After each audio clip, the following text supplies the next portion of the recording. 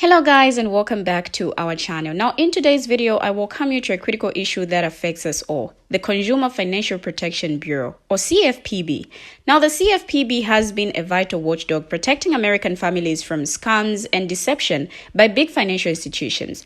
In its 13-year history, the agency has recovered over $21 billion from cheating financial institutions and returned the money to those who were cheated. But now, under the Trump administration, the CFPB is under attack. Despite President Trump's campaign promises to lower costs for American families, his administration has taken steps to weaken the CFPB and let scams go unchecked. Now, this move has sparked widespread concern among consumer advocates and ordinary Americans who will be impacted by these changes. In this video, we'll explore what's happening to the CFPB, why it matters, and what it means for you and your family. Now, we'll hear from different people, experts, and individuals, and examine the potential consequences of a weakened CFPB. So with that said, let's take a look at these videos. I will be right back. Donald Trump ran for president saying over and over and over he was going to lower costs for American families. Remember how much he talked about the price of groceries, the price of eggs, right? Gonna lower those costs. And now here we are 3 weeks into the Trump administration. And they say this Consumer Financial Protection Bureau, which is literally the cop on the beat to make sure that a family doesn't get cheated when they take out a mortgage, that you don't get tricked in the fine print on a car loan, that your credit card doesn't have a bunch of hidden fees in it, that your student loan issuer hasn't scammed you and put you in the wrong program. So this is an agency that literally, over the 13 years it's been out there working, has recovered more than $21 billion that these big financial institutions have cheated people out of and actually returned the money to the people that they cheated. So what Donald Trump has done, saying he really wanted to lower costs, is he's taken this agency that is the cop on the beat for the cheaters, and when they get caught cheating, makes them give the money back. And he said, cops, step aside, look the other way. We don't care how big the scam is. We don't care who's getting hurt. Just everybody put your pens down, fold your hands, put them in your lap, and let the scams roll on. Hey MAGA, I dare you to be objective and critical of your dear leader. Take a moment and just think, do I really want to be vested in feeling like only one person can make the right decisions? And then look at any type of problem that you ever wanted to solve in life. And have you ever said the best thing to do to solve this problem is just to cut the whole situation away? Just cut it away. Just get rid of it. Don't try to mitigate or improve or figure out better systems. Let's just get rid of it. Because when you talk about getting rid of the consumer stuttering, when you talk about getting rid of the Consumer Finance Protection Bureau, when you talk about just getting rid of funding to NIH, when you talk about all these different agencies and pretending that they're saving Americans money by just getting rid of agencies carte blanche, you have to be objective for a moment and say this cannot be the right way, especially trusting a person who stands to benefit financially from getting rid of these agencies. Now, I know many of you will not think objectively and will not challenge your adherence to whatever Trump says makes sense. But I really would like you to think about it. An agency that protects consumers from being robbed by banks. An agency that apparently has a $1 billion budget and has returned over $20 billion to Americans is the agency that you think we need to get rid of? Think about it. Who benefits if banks and financial institutions can't be held responsible for stealing your money, for ripping you off? Who benefits? Who benefits? The 1% benefits. You don't benefit from not being able to challenge if someone rips you off. Where are our leaders?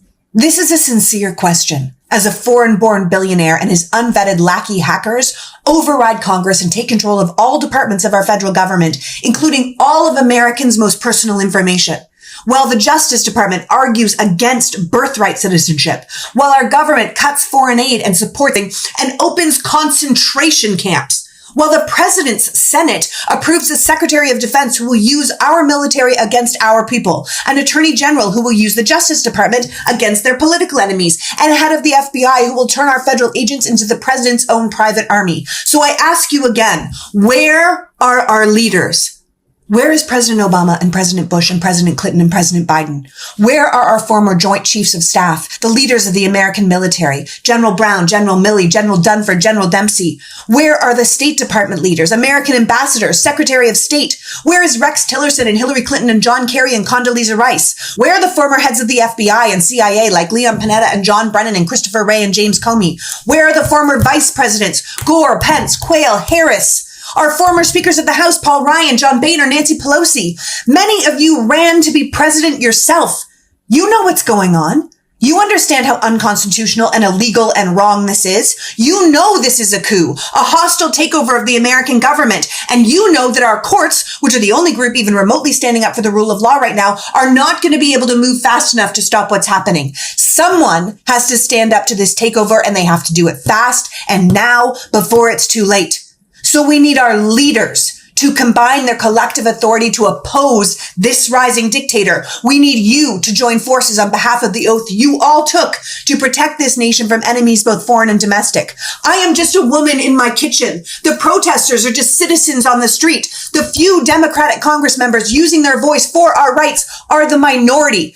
For God's sakes, you are our chosen leaders. Give us an alternative now. Find the courage to stand up and protect us.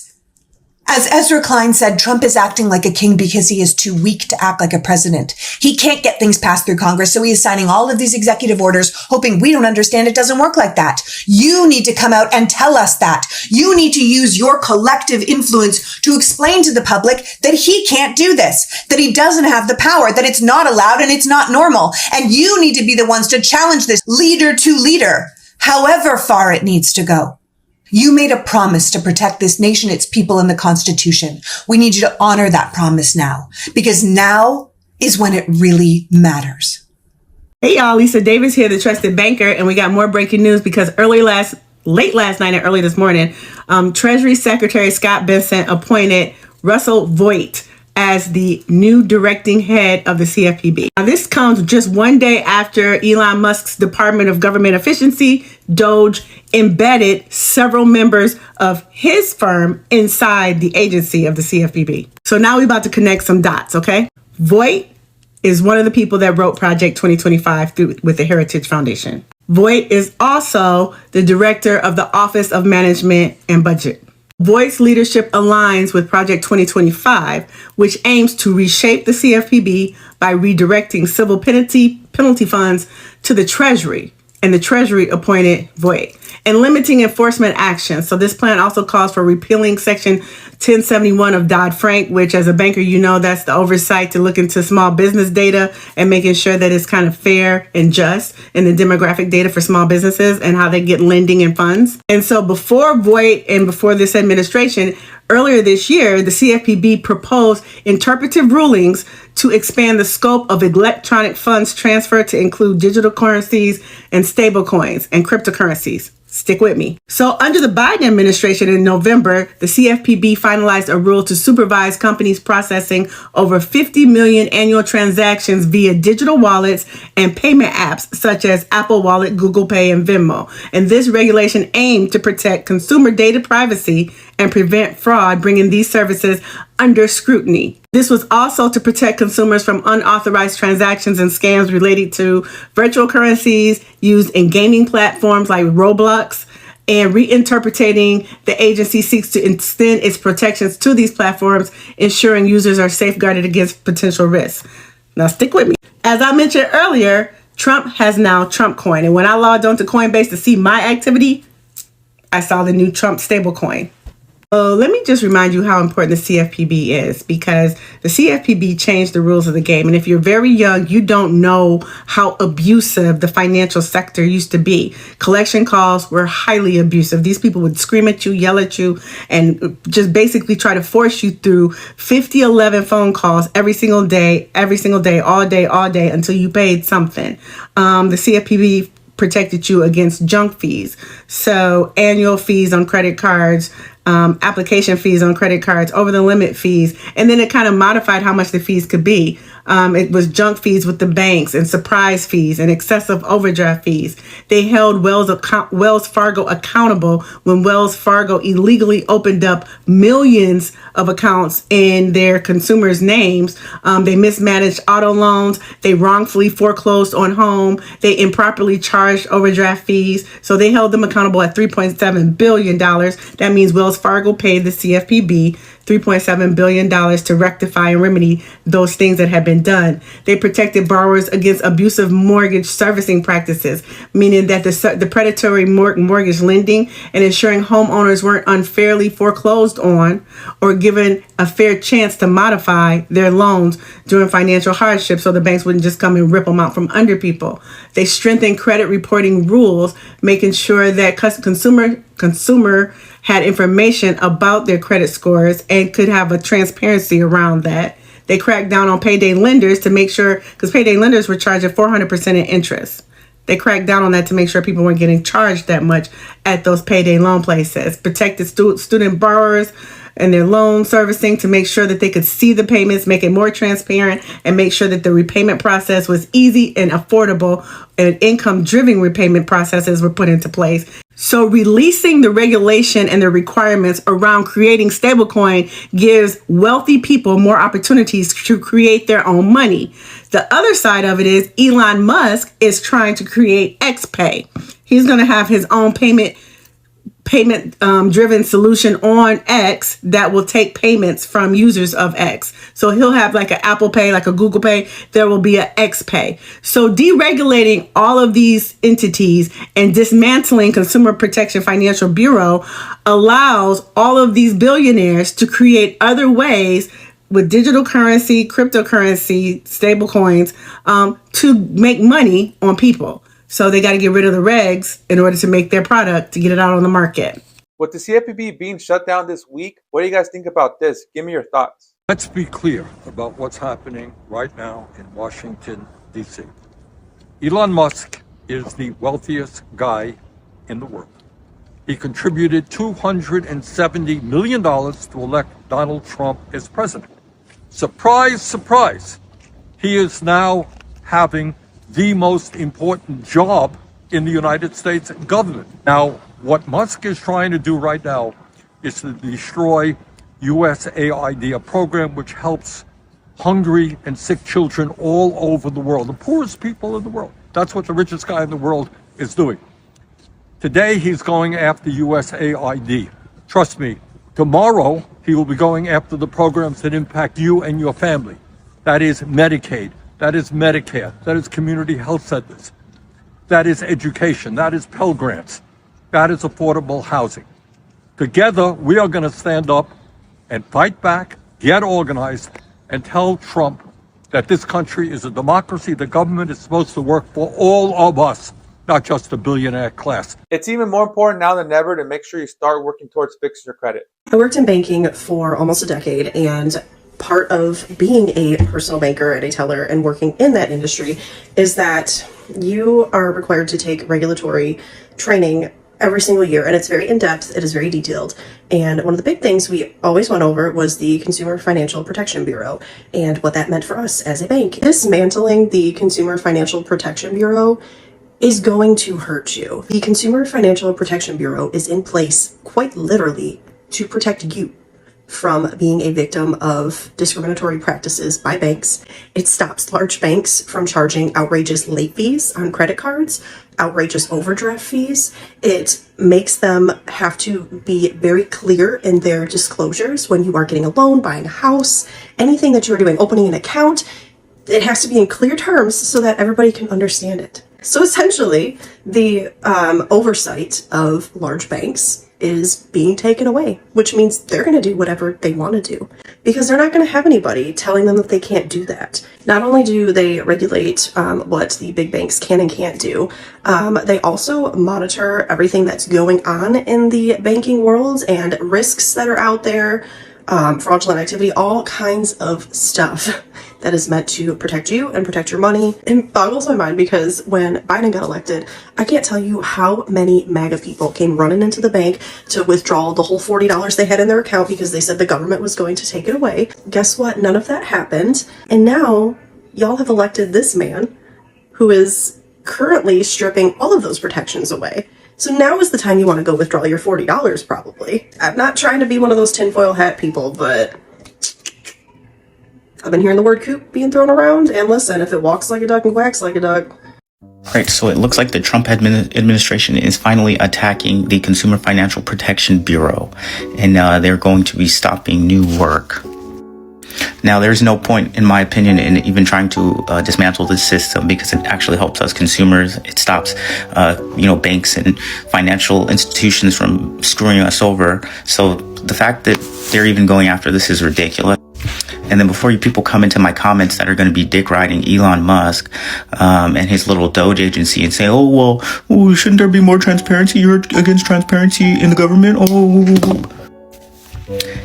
I am for transparency in the government, but what he's doing is simply cutting either agencies that have attacked him or cutting spending that harms consumers. What they should instead be focusing on is improving the systems. Like, we know that there are a lot of problems in our systems and people complain about all this waste, but I think you're looking at efficiency wrong. You're looking at efficiency from the viewpoint of a business where they typically cut things rather than for a government, which is for the greater good of the people. And so I think it's a good thing that the government is involved in certain agencies. I think that the government, as a Californian, should be more involved in our utility systems, right? Because I think that utility costs are too expensive here. But if we talk about government, the federal government overall, think about the problems with education and healthcare and how both of those are extremely expensive, right? But rather than focusing on cutting in those areas, I think they should focus on trying to be efficient and make these services even better, right? I think that we need to address the underlying issues that are causing all this waste, right? Like, education is expensive. Why not look at the reasons for education being extremely expensive? Reevaluate student loans. Look at how colleges have taken advantage of that, right? Healthcare. I think there should be more transparency in healthcare. We shouldn't have to go to the doctor's office and not know how much something is going to cost us, right? I think that there should be a lot of transparency in prices. I think that there are issues with the price of medications as well, right? But we need to shift the way that we look at efficiency in the government and look at how can we make sure that the money that the government is spending is stretched longer, right? And I think that we go about that by fixing, and that's the problem. That's what I've been trying to get people to understand. They always will say, oh, you're a liberal or whatever, but no, I'm looking at it as we need to solve the greater good of society first in order to eliminate the waste, right? So if we fix education and healthcare and fix, do prison reform and fix all these other issues that are in our country, then ultimately that'll lead to a more productive society with more people paying taxes, and we don't have to waste as much money on these issues. But see, the issue is that businesses and capitalism is so corrupt that it needs to be I think we need a new deal, honestly. But let me stop this video because it's getting too long, and let me know what you guys think in the comments. Now, the Trump administration's efforts to dismantle the Consumer Financial Protection Bureau risk, leaving Americans nearly $18 trillion in consumer debt with less supervision or regulation. Now, one CFPB staffer said Monday that every meeting and work item on their calendar, including reviewing investigative actions, had been deleted. I think at some point, the machinery is going to start to jam up, said the employee who asked to speak anonymously out of fear of reprisal. What is industry going to do on its own? As of Monday evening, the CFPB's homepage said 404, page not found, though other parts of the site appeared to be working. Now, this confusion comes after a turbulent weekend at the CFPB, whose acting director, Russell Vogt, told employees late Saturday to stop most work activities and on Sunday not to report to the office for the rest of this week. Now, he also said in a post on X that the agency will not be taking its next draw of unappropriated funding because it is not reasonably necessary to carry out its duties. Meanwhile, staffers at the Elon Musk-led Department of Government Efficiency Project have sought access to CFPB personnel information, part of efforts driven by the world's richest person to remake or eliminate entire federal agencies from the Education Department to the nation's main foreign aid body. Both moves targeting the CFPB have already drawn lawsuits from a federal union. Now, the CFPB has been a target of GOP and Wall Street critiques since its inception in 2011. That includes Vote, a co-author of Project 2025, a conservative blueprint for President Donald Trump's second term that calls for abolishing the Bureau altogether. Now, the independent agency, a brainchild of Senator Elizabeth Warren, DMAS, was set up by the Federal Reserve in the wake of the 2008 financial crisis. Last year, it survived a business-backed challenge to its funding that wound up before the Supreme Court. In his first term, Trump installed Mick Mulvaney as the agency's director, who had previously called the CFPB a joke and stripped the agency's ability to pursue discrimination cases. Now, he also dropped a lawsuit against payday lenders and fired the agency's 25-member Consumer Advisory Board. The Bureau is again under fire from Trump officials after an aggressive 4-year run during the Biden administration. Now, by the conclusion of which the CFPB estimated it had clawed back nearly $20 billion in consumer relief. Now, Congress granted the CFPB the power to supervise banks with more than $10 billion in assets and to regulate lending by non-bank entities, including mortgage, auto, payday, and private student loan insurers. In addition to writing and enforcing rules for making consumer financial products fair and efficient, the agency also solicits, tracks, and publishes consumer complaints. Now, one of the agency's biggest recent wins over industry players has been limiting overdraft or insufficient funds fees. Now, after years of CFPB scrutiny of these surcharges, many banks started dropping the fees on their own. In fact, the revenue banks derived from overdraft fees dropped more than $6 billion between 2019 and 2023. Now, that agency push culminated in a final rule in December that would have kept overdraft fees at large banks to $5, but its fate is now uncertain. Now, consumer advocates told NBC News shortly after the election that the popularity of the CFPB's overdraft crackdown might lead Trump officials to leave those protections in place. But last week, the Republican-led House Financial Service Committee presented a draft resolution to overturn the Bureau's overdraft rule. Now, the CFPB issued a separate rule last March that appears to be all but defeated. That move slashed the typical credit card late fee from $32 to $8 during swift legal pushback from card issuers. Now, a federal judge in Texas recently rejected the CFPB's request to lift an injunction barring the rule, and it's unlikely that the agency will submit further appeals under Vote's leadership. I wonder if the new approach is just, we're not going to even bother to formally change the effective rule dates. The CFPB staffer said, we'll just not do anything, and we expect the industry to also know that we're not going to do anything. Now, some relief for cardholders could come legislatively, though that path is steeper and narrower than the CFPB's typical rulemaking process. Earlier this month, Senators Bernie Sanders, Ivy, and Josh Hawley introduced a bill to cap credit card interest rates at 10%, echoing one of Trump's campaign promises. However, the measure is expected to meet fierce opposition in Congress and from the financial industry. Now, Lindsey Johnson, president and CEO of the Consumer Bankers Association, said in a statement that the effort reflected socialist-type pricing policies that are the best way to drive up costs for consumers. The agency has made other strides in protecting borrowers' credit health, including surfacing violations made by student loan services and uncovering errors in medical debt reporting. Now, in 2023, following a CFPB report on medical debt complications, the three major reporting bureaus announced they were wiping medical collections under $500 from consumers, credit reporters causing an estimated 22.8 million people to see at least one medical bill dropped from their files. Now, last month, the agency finalized a rule that would remove an estimated $49 billion in medical bills from the credit reports of around 15 million consumers. Consumer advocates have pointed out that the medical debt rule, like the rule capping credit card fees, is vulnerable to being overturned by Congress. Now, under the Biden administration, the CFPB had also been positioning itself as a watchdog of big tech and artificial intelligence as the industries crept deeper into consumers' wallets. It created guardrails around buy now, pay later, installment loans, and increased its scrutiny of tech companies that have expanded into digital payments. Now, Musk himself, who called to delete CFPB following Trump's win, has participated in the later trend. In January, his social media platform X announced a deal with Visa, the largest US credit card network, allowing X users to move money between bank accounts and make peer-to-peer payments. Well, everyone is finding out even though you didn't F around. But here we are. This is where we're at.